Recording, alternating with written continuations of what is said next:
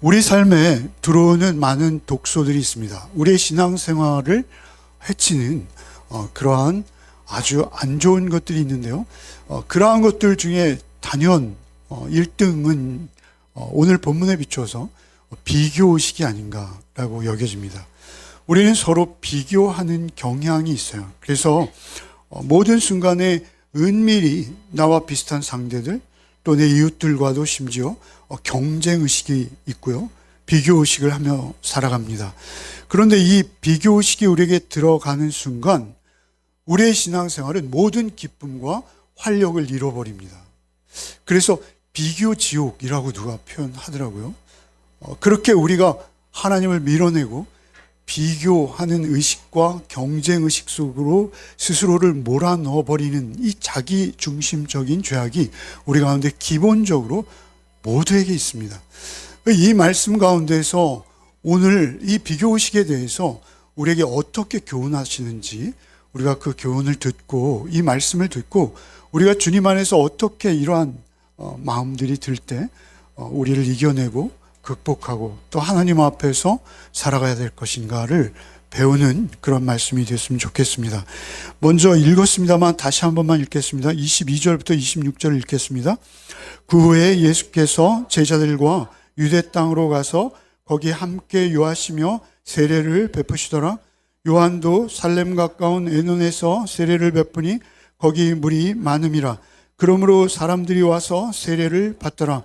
요한이 아직 옥에 갇히지 아니하였더라.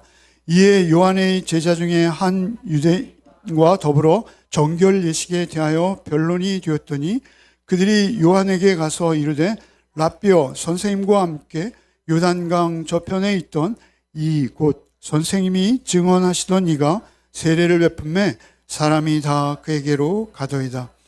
이제 예수님께서 제자들과 함께 예루살렘을 떠나 성전 정결의 사건이 있었죠. 유대 땅으로 가셔서 세례를 베풀기 시작하시죠. 그렇게 세례를 베푸실 때에 요한의 제자들이 유대인과 정결 예식에 대해서 논쟁이 있었다 하죠. 25절에 보시면 요한의 제자 중에 한 유대인과 더불어 정결 예식에 대하여 변론이 되었더니 서로 논쟁하는 거예요. 이 논쟁의 내용이 무엇이었을까요? 많은 주석가들은 예수님의 세례가 더 효력이 있다. 아니다. 세례 요한의 세례가 더 효과적이고 우리를 정결하게 한다. 이런 식의 논쟁이 있었을 것이다 라고 예상되어집니다. 그렇게 유대인들의 무리와 세례 요한의 제자들이 예수님의 세례와 세례 요한의 세례를 두고 논쟁을 했다는 것이죠. 그 논쟁 후에 26절에 그들이 요한에게 가서 이르되 랍비여, 선생님과 함께 요단강 저편에 있더니 곧 선생님이 증언하시더니 그가 세례를 베품에 다 사람들이 그쪽으로 갑니다. 이렇게 말하고 있는 것이죠. 예수님의 이름을 몰랐을까요? 세례 요한의 제자들은 예수님에 대한 세례 요한의 증언을 다 들었습니다. 그죠? 보라, 세상 죄를 지고 가는 하나님의 어린 양이다. 나는 물로 세례를 주거니와 그이는 성령으로 세례를 주실 것이다. 이런 말씀을 다 들었고 예수님의 이름은 파다하게 이미 그 지역에 소문이 나 있어요. 그런데 이 제자가 세례 요한에게 말할 때 예수라는 이름을 이름으로 부르지 못해요. 뭐라고 부릅니까? 26절에 보면 뭐라 하죠? 선생님과 함께 요단강 저편에 있더니 예수님의 이름이 있습니다. 그런데 이렇게 부르고 있어요. 선생님과 함께 요단강 저편에 있더니 곧 선생님이 증언하더니 또 이렇게 불러요. 끝까지 예수님의 이름을 부르지 않고 있어요. 세례를 베풀매 사람들이 다 그에게로 가더이다. 이것은 무엇이죠? 비교하는 것이죠. 사실 하나님의 사역을 감당하면서 요한이 물로 세례를 주며 그들의 정결한 삶을 위해서 사역에 헌신하고 있을 때 또 다른 한 팀이 생긴 거예요. 예수님과 그의 제자들.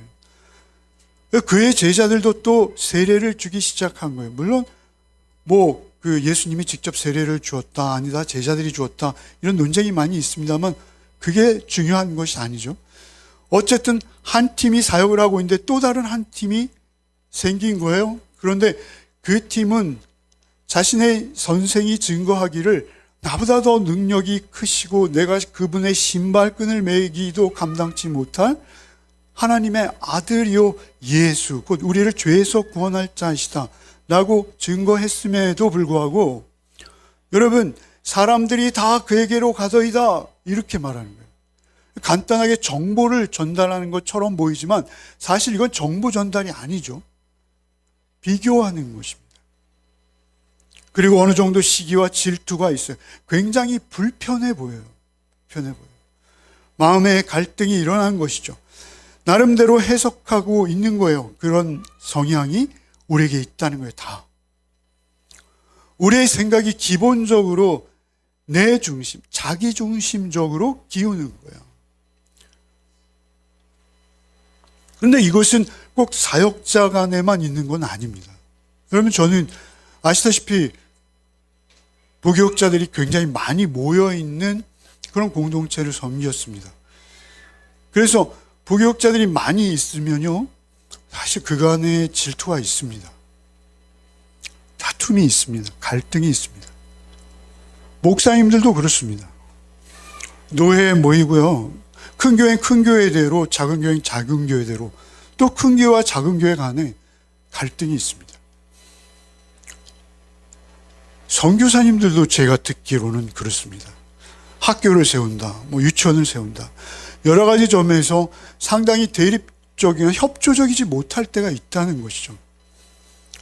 우리의 삶도 그렇습니다. 우리의 삶에서, 우리의 신앙생활도 마찬가지입니다.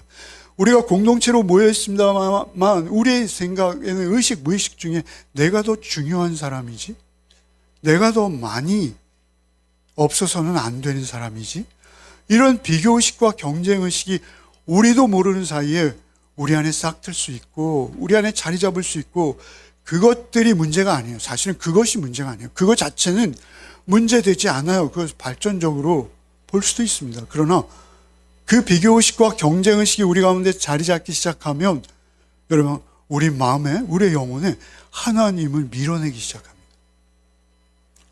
어느 결인가 하나님을 밀어내기 시작하고 하나님이 들리지 않는 거예요. 하나님의 음성이 들리지 않는 거예요. 하나님과 함께하는 그 임재의 기쁨이나 하나님이 나와 함께 하시는 신앙생활의 기본적인 기쁨과 활력이 다 사라지는 것입니다. 여러분, 이러한 모습, 여러분, 기도하기보다는 계산이 앞서고요, 나의 안전과 나의 위상이 내 모든 삶의 목적이 되어버리는 그러한 경우가 인간이 모인 집단 속에는 반드시 있고 그 갈등들이 있는 것이죠. 이러한 다 사람들이 그쪽으로 가고 있어요. 선생님, 우리 공동체는 어떻게 되는 겁니까? 라고 그런 식으로 요한에게 말하고 있을 때, 세례 요한은 그 심각성을 즉시 깨닫습니다. 즉시 깨닫고요, 이렇게 답변하는 거죠. 27절부터 이어서 본문을 읽겠습니다. 요한이 대답하여 이르되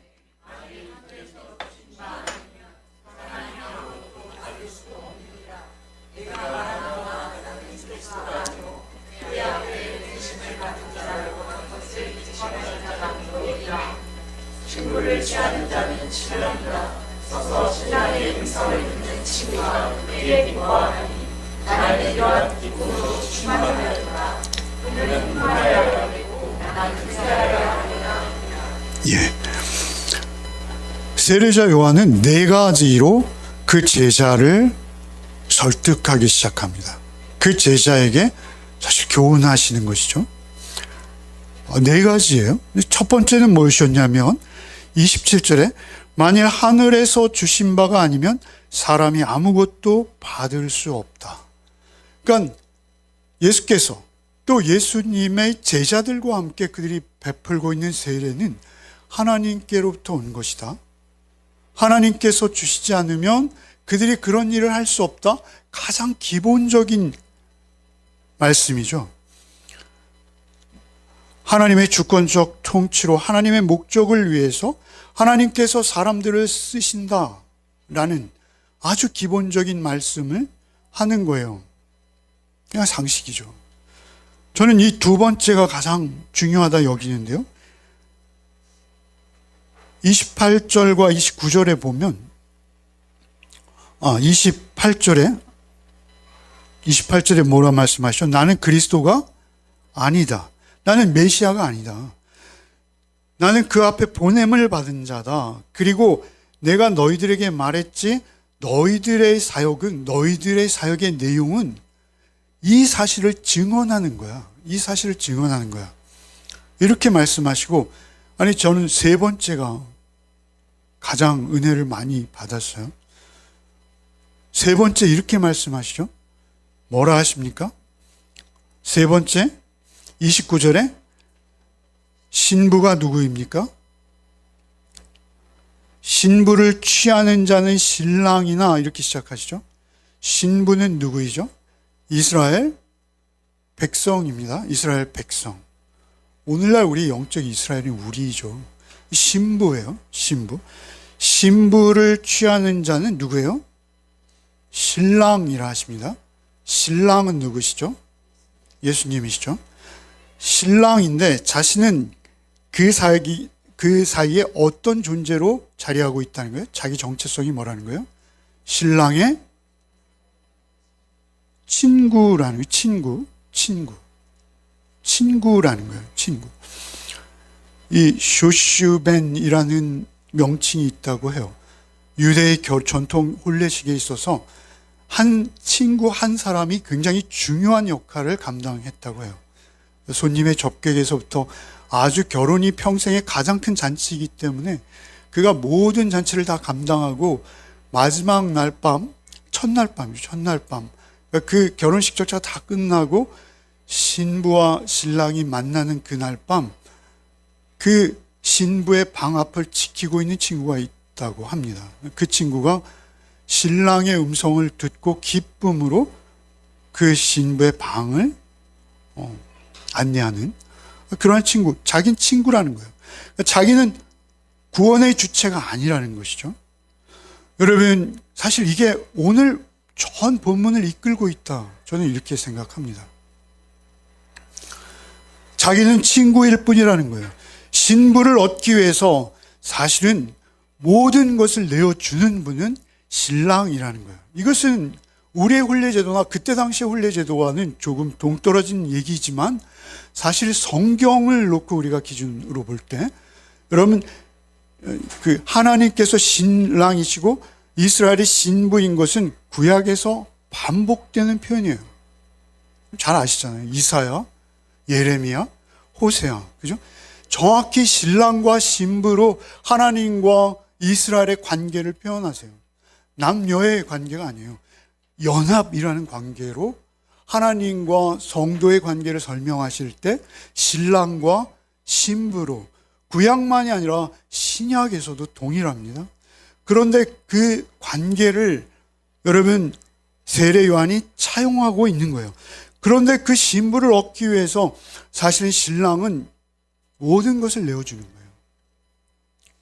신부가 갖춰야 될 게 한 가지 있죠. 그 조건은 무엇입니까? 순결입니다. 그때나 지금이나 순결이에요. 정숙한 거죠.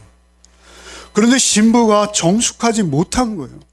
이스라엘은 처음부터 정숙하지 못했고 계속 정숙하지 못했어요. 그래서 이사야나 예레미야나 호세아에 선포하는 말씀의 내용이 무엇입니까? 너는 창기다. 너는 창기다.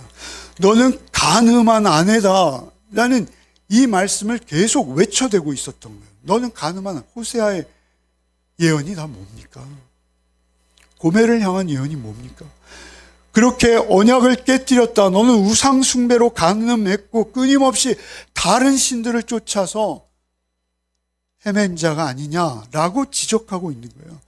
그러한 신부를 신부를 신랑이 정결하게 하는 거예요. 신랑이 깨끗하게 하는 거예요. 신부로 맞아들이기 위해서 신랑이 사실은 피 흘리며 죽는 거예요. 그걸 에베소 5장에 이렇게 말하죠. 에베소 5장에 그리스도께서 교회를 사랑하시고 그 교회를 위하여 자신을 주사 물로 씻어 말씀으로 깨끗하게 하사 거룩하게 하시고 티나 주름 잡힌 것이나 이런 것들이 없이 거룩하고 흠이 없게 하려 하심이라, 이렇게 말씀하시죠. 결국 우리를 깨끗하게 하셔서 우리를 정결한 신부로 세우시고 우리와 혼인 관계로 우리와 연합하기 원하시는 것이 주님의 마음이고 주님의 이 땅에 오신 목적이라는, 유일한 목적이라는 거예요. 주님이 오신 그 목적을 이루기 원하신다는 거예요. 여러분, 계시록 19장에 보면 그 완전한 연합의 상태, 그게 목적하는 바죠. 목적하는 바가 뭐예요? 어린 양의 혼인잔치가 있어요.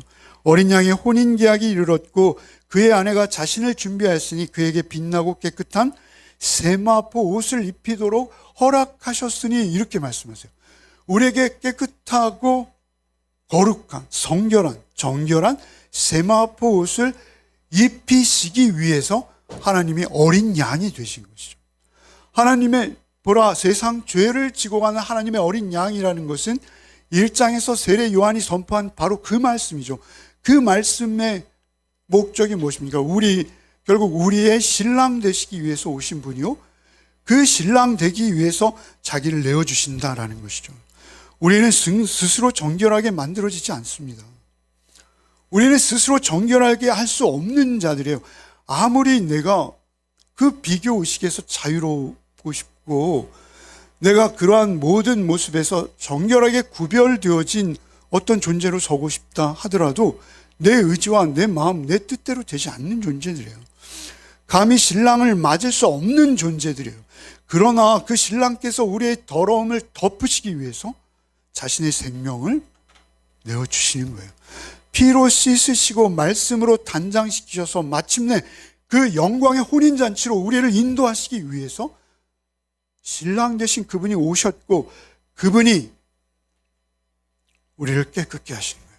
내가 얼마나 잘했느냐, 내가 어떤 배역을 맡아서 어떤 배역, 큰 역할을 내가 감당했느냐가 아니라 우리가 그 정결한 신부로 준비되었느냐가 우리 신앙생활의 전부인 것입니다.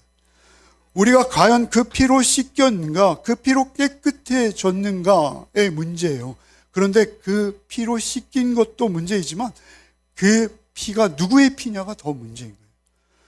여기 오늘 본문에서 세례 요한이 말하는 것은 그분은 피 흘리기 위해서 오신 신랑이야, 이렇게 말씀하십니다. 그분은 너희를 깨끗하게 해서 정결한 신부로 하나님과 연합시키기 위해서 오신 신랑이야. 그리고 나는 그 신랑이 신랑이라는 사실을 외치고 있는 거야. 나는 들러리일 뿐이야. 신랑이 다야. 신랑이 주인공이야. 라고 제자들에게 말하는 거예요. 여기 30절 네 번째로 셋째까지 했어요. 넷째가 뭐예요? 그는 흥하여겠고, 흥하여겠고라는 것은 예수님이 제자가 12명이 아니라 120명, 1200명 이렇게 모여서 그냥 부흥해야 되겠다 이런 거 아닙니다. 그는 흥하여야겠고라는, 여기서 예수님이 흥한다라는 것은 여러분 원어의 의미는요, 흥한다는 건 커진다, 확장된다 이런 의미예요. 커진다, 확장된다. 예수님의 사역, 예수님의 일, 예수님의 사명, 예수님이 이 땅 가운데서 이루실 그 일이 확장되어져야 된다는 거예요. 증대되어져야 된다. 영어 성경 increase로 표현했어요. 여러분, 그것이 확대되어야 된다는 거예요. 그는 흥하여야겠고 나는 쇠하여야 하리라. 쇠한다라는 것은요, 원어적 의미가 줄어들다, 사라진다는 거예요. 사라진다. 아주 없어진다는 거예요. 나는 사라져, 나는 뒤로 가야, 나는 작아져야 돼가 아니라 나는 아예 없어져야 돼. 여러분, 요한이 그는 흥하여야겠고 나는 쇠하여야 하리라 라고 하신 그 말씀이 요한의 생애 그대로 너무도 비참한 모습으로 드러나지 않습니까? 요한의 쇠해가는 모습은 우리가 차마 입에 올리기도 힘들 정도의 그 헤로디아라는 헤롯의 간부의 딸의 요청으로 참수를 당하는 세례 요한을 우리 잘 알고 있지 않습니까? 그는 쇠해져 간 거예요. 그리고 그 쇠함 위에 예수 그리스도의 십자가의 의미가 더 크게 확대되어지는 거예요. 그 십자가의 의미가 흥해지는 거예요. 그래서 예수님께서는 이 흥해진다라는 이 흥한다라는 이 예수님의 방법을 우리에게도 권하시는 거예요. 우리에게 그 방법을 권하시는 게 뭐죠? 너희 좁은 문으로 들어가는 거야. 너희 좁은 길로 가는 거야. 너희도 십자가를 지고 나를 따르는 거야 라고 주님이 말씀하시는 거예요. 너희가 쇠하는 길이 십자가가 흥하는 길이야, 이렇게 말씀하시는 거예요. 어렵게 들리실 수 있습니다. 그러나 사실은 우리가 좀 피하고 싶을 수도 있습니다.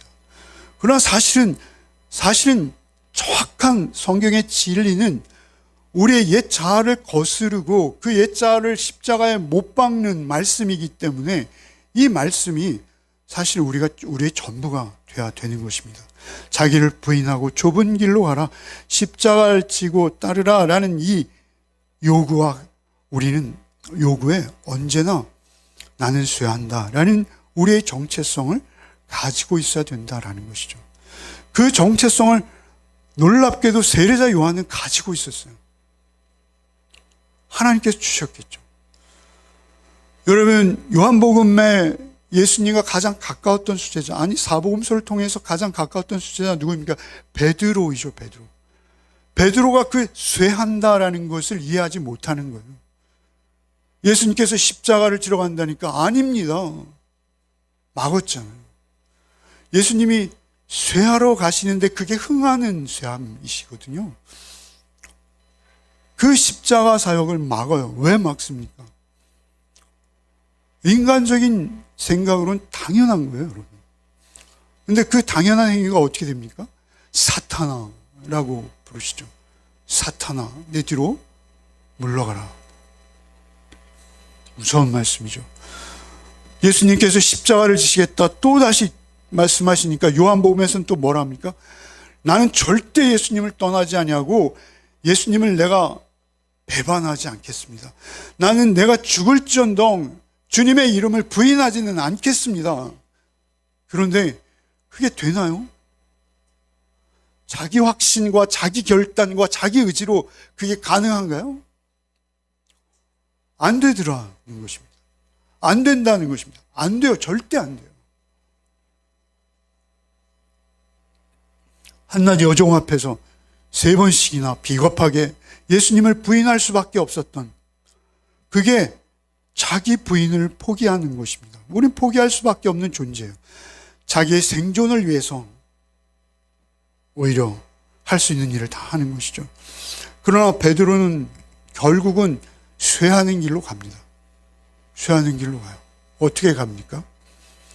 예수께서 십자가를 감당하시고 부활하셔서 다시 베드로를 찾아오셔서 물으시죠. 뭐라 물으십니까? 내가 나를 사랑하느냐? 변변히 대답도 못하는 베드로가 주께서 아세요. 주께서 아십니다. 주님만 아십니다. 이런 말씀이에요, 사실. 주께서 아십니다. 여러분, 그 패기는 온데간데 없고 오히려 가장 낮아진 모습으로 그렇게 말하고 있어요. 여러분, 베드로가 결국 어떻게 죽습니까? 십자가에 거꾸로 달리는 것, 그것은 여러분 정설이에요. 3세기 초에 오리겐의 증언이 그렇고요. 4세기 유세비우스의 기록이 그렇고요. 초대교회의 많은 증언과 기록들이 뒷받침하고 있어요. 여러분, 오늘 요한복음 21장 18, 19절 한번 읽어봅시다. 내가 진실로 진실로 내게 이르노니 내가 젊어서는 스스로 띠뛰고 원하는 곳으로 다녔거니와 늙어서는 내 팔을 벌리리니 남이 내게 띠띠우고 원하지 아니하는 곳으로 데려가리라. 이 말씀을 하시면 베드로가 어떠한 죽음으로 하나님께 영광을 돌릴 것을 가리키심이로라. 이 말씀을 하시고 베드로에게 이르시되 나를 따르라 하시니, 나를 따르라. 여러분, 늙어서는 내 팔을 벌리리니 이거 십자가를 연상케 하잖아요. 19절 초반에 뭐예요? 베드로가 어떠한 죽음으로 하나님께 영광 돌릴 것을 아시고, 예수께서 예언하신 거 아니겠습니까? 여러분, 여기 사도 요한이죠. 사도 요한과 자신을 비교하잖아요. 누가 더 오래까지 남겠습니까? 그것은 하나님의 주권이니 하나님께 맡기고 너는 나를 따르라, 이 말씀을 하시면서 베드로의 죽음을 예고하신다라는 것이죠. 여러분, 내 팔을 벌리리니 이 말씀이 결국 너도 십자가의 길을 따르게 되고 말 거야 라고 말씀하시는 거예요. 그것이 그리스도인의 최고의 영광이었다라는 것이죠. 그리고 그 영광은 자기가 쟁취하는 것이 아니라는 것이죠. 주님과의 온전한 연합, 그 십자가와 부활을 지나오신 예수님 앞에서 주께서 내 마음을 아십니다 라는 그 고백을 해낸 베드로가 그가 십자가의 길을 따라가게 된다라는 것이죠. 여러분, 31절로 35절 오늘 본문인데요, 읽겠습니다. 위로부터 오시는 이는 만물 위에 계시고 땅에서 난 이는 땅에 속하여 땅에 속한 것을 말하느니라. 하늘로부터 오시는 이는 만물 위에 계시나니 그가 친히 보고 들은 것을 증언하되 그의 증언을 받는 자가 없도다. 그의 증언을 받는 자는 하나님이 참되시다는 것을 인쳤느니라. 하나님이 보내신 이는 하나님의 말씀을 하나니 이는 하나님이 성령을 한량없이 주심이니라. 아버지께서 아들을 사랑하사 만물을 다 그의 손에 주셨으니. 여러분, 이것은 예수님의 탁월성을 말하는 거예요. 지금까지는 예수님의 정체성을 말했죠. 예수님은 신랑이야, 그리고 우리는 신부야 라고 말씀하셨어요. 그리고 나서 이제는 예수님은 우리와 비교할 수 없는 어떤 존재인데 그분의 탁월함은 세 가지야, 이렇게 말씀하신 거예요. 첫 번째 탁월함은 뭐예요? 31절에 기원의 탁월성. 기원의 탁월성. 기원이 우리랑 달라. 예수님은 위로부터, 하늘로부터 하나님의 마음과 임재로 우리를 찾아오셨어. 우리는 다 땅에 속한 자들이야. 우리가 아무리 능력의 사역자라 하더라도 우리는 출발 지점이 땅이야. 그리고 그분은 하늘로부터 오셨어. 출발이, 기원이 달라. 그분의 탁월함은 출발부터 다른 거야. 두 번째, 32절로 34절에 뭐라 말씀하십니까? 예수님의 탁월성인데요, 말씀의 탁월성이에요. 말씀의 탁월성. 그분이 전하는 말씀은 우리는 주신 만큼만 말할 수 있어. 설교자로서의 한계죠. 우리가 각자 하나님의 말씀을 대하고 하나님의 말씀을 성령의 도우심으로 묵상하고 깨달을 때 여러분, 그 깨달음의 분량과 깊이와 너비가 다 다릅니다. 근데 왜 달라요? 하나님께서 주시는 만큼밖에 받을 수 없어요. 우리는 하나님께서 주셔야지 받는 거예요. 그러나 그분은 탁월하세요. 어떻게 탁월하세요? 말씀이 그냥 육신이 되어서 오신 분이세요. 하나님 자신이세요. 그 말씀 자신이세요. 이 태초의 천지가 창조되기도 전부터 계셨던 그 말씀과 함께 계셨던, 아니 그 말씀과 하나요 또 따로이신 분이 그분이신 거예요. 그분의 탁월함은 말씀이라는 거예요. 세 번째로 탁월함을 말해요. 35절에 뭐라 합니까? 아버지께서 아들을 사랑하사 만물을 다 그의 손에 주셨으니. 소유의 탁월성이에요. 소유의 탁월성. 여러분, 우리는 뭔가 필요하면 선지자들일지라 할지라도 엘리사일지라도 여러분, 하나님께서 주시는 것만 받을 수 있는 거예요. 때로는 금식하며 기도해야지 받을 수 있는 거예요. 그러나 그분에게는 다 주셨다는 거예요. 왜 다 주셨어요? 사랑하는 아들이시기 때문에 다 주셨다는 거예요. 그들은 우리는 아들이지만 성령의 도우심으로 예수 그리스도를 힘입어 양자가 되는 거예요. 아들이에요. 그러나 그분은 성부와 성자와 하나이신 아들이세요. 특별한 아들이세요. 그래서 다 주신 거예요. 그래서 물고기 2마리, 보리떡 5개로 5,000명을 먹이고도 남는 소유의 탁월함이 다 주셨어요. 만물을 다 그분에게 주신 거예요. 그 3가지 탁월성을 말씀하시는 거예요. 그리고 36절을 말씀하시는 거예요. 오늘 마지막 본문입니다. 마지막 본문을 한번 읽겠습니다. 아들을 믿는 자에게는 영생이 있고 아들에게 순종하지 아니하는 자는 영생을 보지 못하고 도리어 하나님의 진노가 그 위에 머물러 있느니라. 아들을 믿는 자에게는 영생이 있고 아들에게 순종치 않은 자에게는 진노가 있다. 여기서 중요한 단어가 있어요. 영생이, 누구에겐간 영생이 있고 누구에겐간 진노가 있어요. 여기 있고 있다라는 것은 다 현재형입니다. 현재형이라는 뭐예요? 이미 살아있고 열심히 우리의 삶을 살아가고 있습니다만 이미 정해져 있다는 거예요. 영생을 얻은 자가 있고 진노를 얻은 자가 있어요. 그런데 그건 뭐예요? 믿어 영생을 얻은 자가 있고 순종하지 않음으로 진노를 얻은 자가 있어요. 여기 믿는다라는 것과 순종한다라는 건 동의어예요.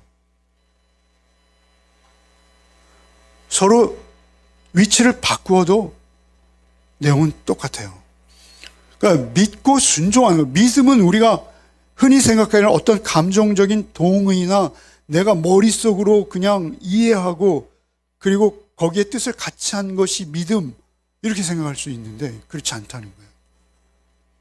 믿음은 뭐라는 거예요? 순종이라는 거예요. 순종.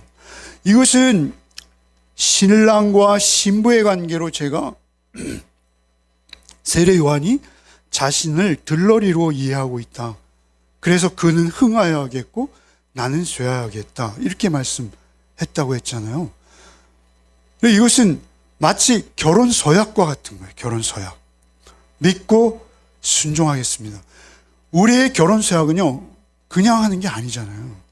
우리가 결혼만큼은 어떻습니까? 내 전 인격을 걸고 법적으로 또 나의 모든 인격을 걸고 내가 당신을 아내로서, 내가 당신을 남편으로서 순종하며 주님 앞에 설 때까지 한 몸으로 연합하겠나이다 라고 하나님 앞에 서약하는 것이죠. 우리가 믿고 순종하는 것도 그래요, 여러분. 여러분, 우리는 한때 하나님의 말씀을 내비게이션 삼아서 내비게이션처럼 여기는 것이 우리 너무 중요하다, 이렇게 알고 있었는데요.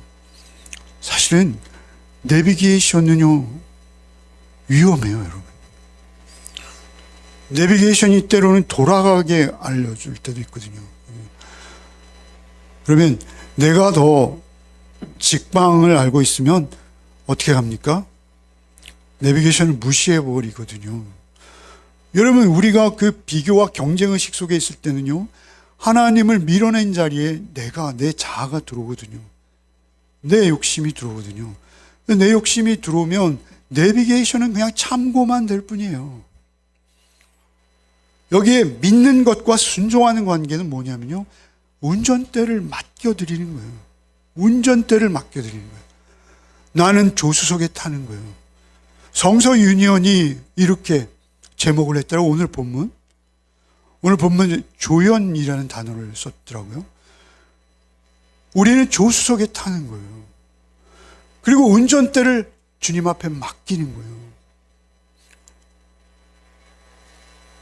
바울 사도께서는 주의 말씀, 주의 음성, 신랑의 음성을 들을 때 기쁨으로 내가 내 뜻과 내 생각과 말씀이 충돌할 때는 나를 쳐서 그 말씀 앞에 복종시킨다 이렇게 표현하시죠. 그 친다는 건 복싱 선수가 자기 눈을 치는 그거라고 말씀드렸죠. 여러분, 우리가 운전대를 맡기는 결단이 이 본문의 핵심입니다. 너 지금 무슨 생각하고 있니? 라고 하나님 우리에게 묻고 있는 거예요. 너 지금 무슨 생각하고 있니? 우리가 쓸데없는 상념과 쓸데없는 생각들에게 우리의 시간과 우리의 인생과 우리의 삶을 얼마나 많이 내주고 있는지 주님 아시거든요. 우리가 그 비교에서 자유해야 될 줄 믿습니다. 하나님의 음성을 들으려고 애써야 되는 거예요. 신랑의 음성을 들으시고 그 음성에 쳐서 나를 순종시키는 우리 모두가 되셨으면 좋겠습니다. 그럴 때 우리가 주께 우리의 운전대를 맡긴 거예요. 어렵습니다. 여러분의 뜻과 여러분의 의지대로 되지는 않습니다. 그럼에도 불구하고 성령이 도와주시면 가능한 것입니다. 성령께서 여러분을 도와주시기를 바랍니다. 인생의 무언가를 성취하는 것이 중요한 게 아니라니까요. 큰 배역은 큰 배역대로, 작은 배역은 작은 배역대로 있는 거예요. 그 배역을 욕심내는 것이 아니라 내게 맡겨주신 자리에서 좁은 문, 좁은 길을 주님 말씀에 순종해서 묵묵히 따라갈 수 있는 복이 여러분의 삶이 되시기를 바랍니다. 귀를 기울이는 데서부터 시작되는 거예요. 이 한 주간도 묵상하시고, 요즘 요한복음을 우리가 묵상하고 있습니다만 그 주의 음성에 귀 기울이는 여러분 되시기를 바랍니다. 주님, 오늘도 말씀으로 저희를 깨워주심에 감사를 드립니다. 우리는 오래 믿어왔다 하면서도 우리 마음 한편에는 여전히 비교하며 따지려는 마음이 있음을 고백합니다. 주의 뜻보다는 내 생각과 내 자리를 더 붙들고 살았던 우리의 연약한 모습을 주여 긍휼히 여겨 주시옵소서. 불쌍히 여겨 주시옵소서. 오늘 세례 요한의 고백을 통해서 참된 기쁨이 무엇인지 다시 알게 하셨사오니 그는 흥하고 나는 쇠하여야 하리라. 나는 그 말씀이 우리의 삶이 되게 하여 주시옵소서. 내가 앞서려 하지 말고 주님 앞서 가시게 하시며 주의 뒤를 쫓는 우리의 모든 욕망과 욕심을 내려놓고 한 주간의 삶 속에서도 오직 신랑 대신 주의 음성을 기쁨으로 듣는 한 주간이 되게 하여 주시옵소서. 남은 삶의 걸음걸음마다 나를 부인하고 주께서 가신 길을 따르는 끝까지 믿음의 길을 살다가 주님 앞에 서는 우리 모두가 되게 하여 주시옵소서. 우리의 소망 되신 예수 그리스도 이름 받들어 기도하옵나이다. 아멘.